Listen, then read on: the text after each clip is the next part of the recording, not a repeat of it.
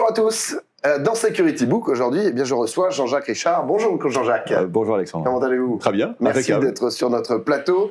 Vous êtes PDG d'Axom, qui est une société de conseil en sûreté et gestion de crise. Absolument. Vous êtes ingénieur en sûreté et intelligence économique et donc spécialiste en sûreté et management d'entreprise. Et aujourd'hui, vous êtes sur notre plateau pour nous présenter votre livre « L'art de la sûreté, 15 préceptes clés » aux éditions Axe, 14,90 €. C'est important de le signaler, c'est un peu les 15 commandements de la sûreté, on peut dire ça. Alors c'est 15 préceptes, 15 commandements, c'est un peu fort, hein, c'est vraiment 15 préceptes. Je préfère le terme précepte au terme commandement. Alors, à qui s'adresse précisément ce livre? Est-ce que c'est uniquement pour les directeurs sécurité ou finalement un champ beaucoup plus large? Alors c'est un champ beaucoup plus large. J'ai écrit ce livre car en France, il y a un vrai problème d'acculturation en matière de sûreté. La problématique n'est pas de dire comment on va protéger une entreprise, un service public ou autre, c'est de savoir de dire pourquoi on doit le protéger. Donc c'est vraiment pour sensibiliser le plus large public possible à la sûreté.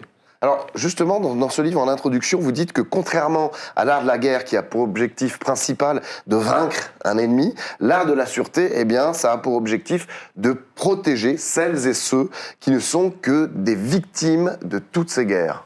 Oui. L'art de la sûreté en entreprise, c'est protéger l'actif de l'entreprise. L'actif est composé de 3 composantes. Premièrement, les personnels de l'entreprise. Ouais. Les biens matériels et les biens immatériels. Ouais. Ce sont ces 3 composantes qui font la valeur de l'entreprise. Bien sûr. Et par conséquent, il est plus que important de protéger ces actifs. Alors, 15 préceptes dans ce livre. Est-ce qu'il y avait un but de limiter à 15 préceptes? Alors non, il y aurait pu certainement y en avoir 16, ouais. si mon imagination et ma créativité avaient été plus galopantes, mais je me suis arrêté à 15. Qui réunissent ce que j'appelle, ce qu'on appelle la chaîne de sûreté. Hein. La sûreté, ce sont des maillons qui doivent être solides entre eux pour constituer une chaîne de sûreté. Alors ces 15 mercenaires, quelque part, ouais. Comment vous les avez identifiés? Par expérience, hein, ouais. Un des préceptes, je parle de la communication, je parle de l'illusion, je parle de la nécessité d'identifier ses ennemis. C'est vraiment 15 préceptes qui sont, à mon sens, hyper logiques. Hyper logiques et qui vont permettre au lecteur de comprendre la nécessité. Hein, et vous avez vu, comme vous l'avez vu dans le livre, c'est de la nécessité de... C'est une nécessité de connaître ses risques, c'est une nécessité de connaître ses adversaires, et ainsi de suite. On se défend toujours mieux quand on connaît ses adversaires. Vous parliez à l'instant d'illusion. Justement, dans le premier précepte, vous dites de la nécessité de ne pas tomber dans le piège de l'illusion. L'un des sous-chapitres s'appelle « Regarder la réalité en face ». Qu'est-ce que vous voulez dire par cette réalité qu'il faut... Est-ce que parfois, on a tendance à l'éviter la réalité, qui plus est dans un secteur d'activité, dans un monde qui est bousculé par des mouvements sociaux qui peuvent être extrêmement violents, par une violence qui peut être galopante, par des actes de terrorisme. Bien évidemment et naturellement, l'être humain se protège. Et il se protège derrière un déni, il ne veut pas voir cette réalité. Donc, pour ne pas voir cette réalité, il se construit une parade. Voilà. J'ai besoin de rien, non, on ne va pas mettre d'argent pour protéger l'entreprise, quand bien même on en mettrait, nos adversaires seraient plus forts que nous, ainsi de suite, ainsi de suite. Donc, il faut savoir identifier les risques et les menaces. Bien entendu. Aujourd'hui, est-ce que ces menaces, elles mutent davantage qu'avant? Est-ce qu'il y en a aussi de différentes, plus nombreuses, qui arrivent plus vite? C'est aussi ça, la nouvelle société? Alors, la nouvelle société, les menaces sont protéiformes. C'est une combinaison. Hein. Il y a l'action violente physique, il y a l'action violente via une cyberattaque qui va générer des problématiques de production, voire même potentiellement des dégâts sur un plan humain. La menace, le risque est protéiforme. L'acteur malveillant va se servir de différents vecteurs pour atteindre son objectif, qui est de déstabiliser une société privée ou une société publique. Donc la menace est constante. Elle est constante. Mais elle est beaucoup plus forte qu'avant, qu'il y a 20 ans. Du fait des nouvelles technologies. Absolument. Du fait des nouvelles technologies, du fait des réseaux sociaux, du fait de la communication. Qui va beaucoup plus vite. Qui va beaucoup plus vite. Sûr. Alors, vous développez également l'idée de la nécessité de faire de la prospective. Qu'est-ce qu'il faut prendre en compte pour finalement développer une bonne prospective ? C'est de savoir regarder loin, c'est de savoir... je dis dans le livre qu'il faut être capable de ne pas brider son imagination. Alors, récemment, le ministère de la Défense a lancé un appel d'offres pour référencer des auteurs de science-fiction. Alors, c'est vrai qu'on peut paraître, ça peut sembler complètement étonnant que le ministère de la Défense puisse faire appel à de tels auteurs. Eh bien non. Je pense que faire de la prospective, c'est pas simplement de voir le coup d'après, c'est de voir les 6 coups d'après. C'est ça. Voilà. C'est une partie d'échecs. Un bon joueur d'échecs a un très bon joueur d'échecs a 6, 7, 8 coups d'avance sur son adversaire. S'il n'a pas cette vision globale du phénomène, il perdra la partie. C'est vrai que dans le passé, on a vu des auteurs de science-fiction qui, au fur et à mesure du temps, sont devenus des auteurs de réalité. Bien sûr, bien sûr. Alors, est-ce que finalement, un bon directeur de sécurité ou un ensemble de dirigeants ne doit pas être un peu paranoïaque, quelque part, pour anticiper un maximum de crises? Alors, non, il ne doit pas être paranoïaque, parce que si un directeur de la sûreté, sécurité est paranoïaque, il va créer de l'angoisse. D'accord. Et c'est surtout ce qu'il ne faut pas faire. Il faut parler de la sûreté, il faut expliquer les choses, il faut dire le pourquoi et le comment. Je vous le disais tout à l'heure, c'est pourquoi et comment, mais surtout pas d'angoisse, surtout pas de paranoïa. On nous attend, j'ai été directeur de la sûreté, et on nous attend, c'est un peu trop facile, voilà. On nous attend sur cette voie-là, le directeur de la sûreté est anxiogène, ainsi de suite, et il faut communiquer, il faut expliquer. Alors, dans ces explications, il y a, et on en parlait aussi il y a un instant, ce problème des nouvelles technologies.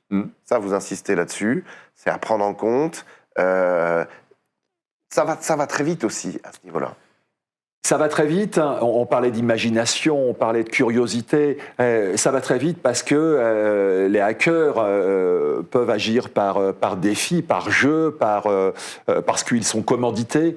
Lorsque vous voyez, comme ça a été le cas là, très récemment en France, une grande entreprise de BTP, l'une des plus grandes en France, être paralysée par une attaque, une cyberattaque, eh bien ça, c'est que le sommet de l'iceberg. Il y a une multitude de PME, de TI qui sont victimes de cyberattaques aujourd'hui, et c'est un phénomène qui est exponentiel. Ça ne va pas s'arrêter demain. On aimerait bien, mais ce n'est pas le cas. Donc oui, les technologies, oui, la rapidité des calculateurs, de l'informatique, il n'y a pas de limite. Bien sûr. Alors, c'est vrai que votre livre est tout à fait dans l'actu chaude, on peut le dire. On parle en ce moment de cyberattaques mondiales. Absolument. Qui pourraient donc arrêter l'économie des entreprises et des pays. Il faut savoir donc identifier aussi ces agresseurs potentiels. Comment ça se passe? Est-ce que c'est facile à faire? Est-ce que pour une entreprise, on arrive rapidement à cibler qui peut lui vouloir du mal? Alors là, c'est l'analyse de risque qui va répondre à cette question. Une analyse de risque, c'est la multiplication de la probabilité d'occurrence et la gravité pour obtenir une criticité. Et bien entendu, dans cette analyse de risque, on va chercher à identifier des acteurs. Mais ces acteurs, eux aussi sont protéiformes. Vous avez d'un côté des acteurs qui vont être opportunistes, et de l'autre côté, des acteurs qui vont être professionnels. Donc bien évidemment, les modus operandi des opportunistes et des professionnels ne sont pas les mêmes. C'est sûr. Et là où les professionnels se renforcent, préparent leur action, réfléchissent, les opportunistes, comme leur nom l'indique, agissent par opportunité. Les opportunistes, ça peut être simplement pour récupérer de l'argent, des fichiers en échange d'argent, etc. Absolument. Après, il peut y avoir une guerre économique aussi. Ça peut être un concurrent qui met en place ce type d'attaque. Hein. Bien sûr. D'accord. Bien sûr. Il ne faut pas le négliger. On va parler de surveillance. Et est-ce qu'avec ces nouvelles technologies, finalement, la surveillance humaine n'est finalement pas beaucoup moins corruptible, fragile, moins attaquable que la surveillance technologique avec le recul qu'on a maintenant sur les cyberattaques? Est-ce que c'est pas plus fiable, l'être humain? Alors, l'être humain sera toujours fiable parce que l'être humain doit conserver le pouvoir sur la machine, sur l'électronique. Ouais. Maintenant, privilégier au moment où on se parle l'un ou l'autre serait une erreur. Je pense que en matière de sécurité, on va avoir des centaures de la sécurité. Mi-homme, mi-machine. Un agent de sécurité, aujourd'hui, s'il n'a pas un soutien technologique, bien évidemment, sa mission sera de moins bonne qualité. Mais il ne faut pas que tout tourne autour de la technologie. C'est une combinaison. Et c'est cette combinaison qui fera que la structure, en tant que telle, sera renforcée et que le bien protégé le sera encore plus. Mais la technologie ne peut pas tout faire. On ne peut pas laisser la vie, les biens matériels et immatériels d'une société entre les mains d'une technologie, même si elle est très intelligente. On parle beaucoup d'intelligence artificielle, mais elle n'est aussi qu'artificielle et créée par l'homme. Il ne faut pas l'oublier. Conserver l'homme comme maître d'œuvre, quelque part. Mais bien sûr. Alors, on a compris, il faut savoir prévenir et se protéger, mais sur quelle base on bâtit une bonne stratégie de sûreté? Vous développez aussi dans votre livre, bien sûr. Tout ça est issu de... Une stratégie, on l'a construit au travers d'une réflexion. C'est déjà une vision. C'est qu'est-ce qu'on veut faire. Et puis après, la stratégie, c'est de se donner des objectifs. L'objectif 1, l'objectif 2, l'objectif 3. Et puis, après, on va prendre appui sur des tactiques. Qu'est-ce qui va nous permettre, comme moyen tactique, d'atteindre l'objectif? Voilà.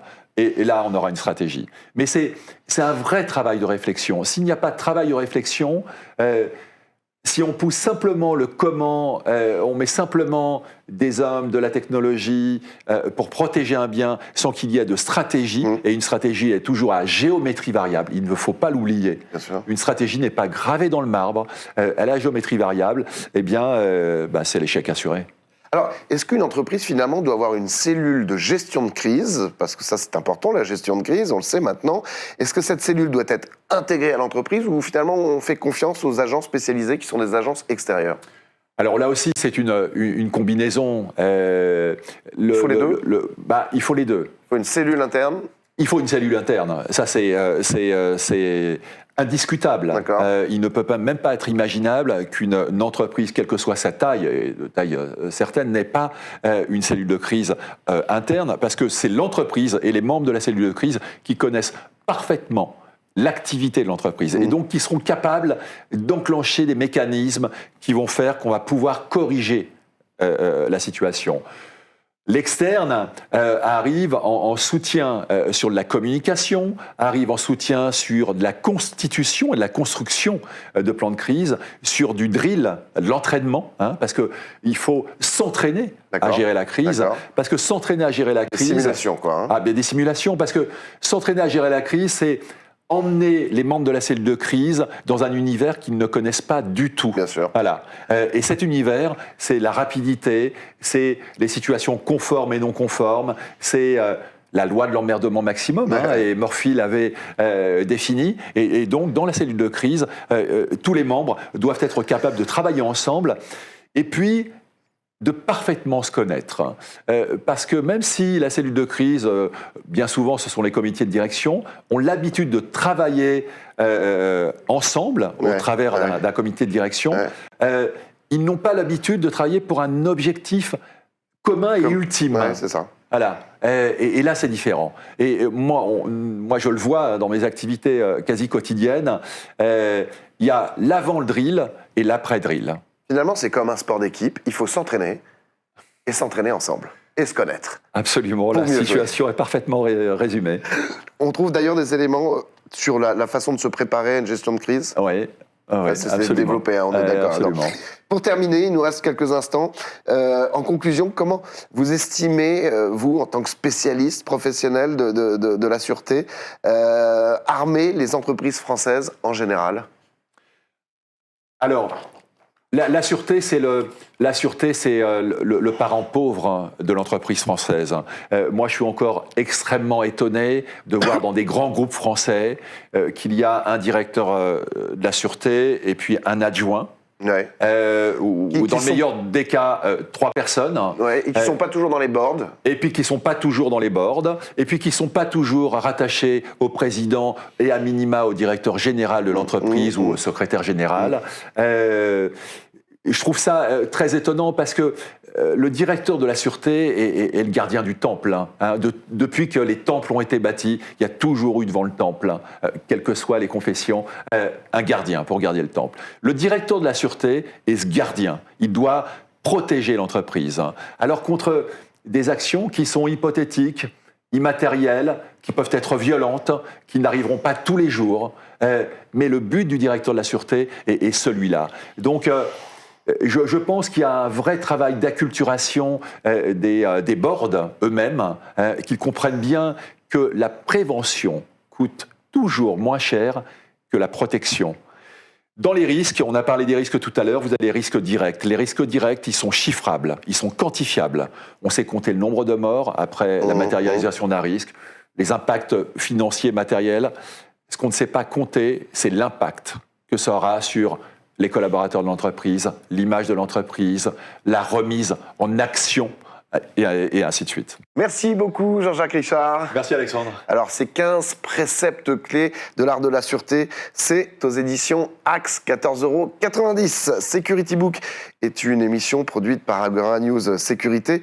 Je remercie sa Dream Team à la production et à la réalisation. Eh bien, à très bientôt pour de nouvelles aventures. En attendant, prenez soin de vous.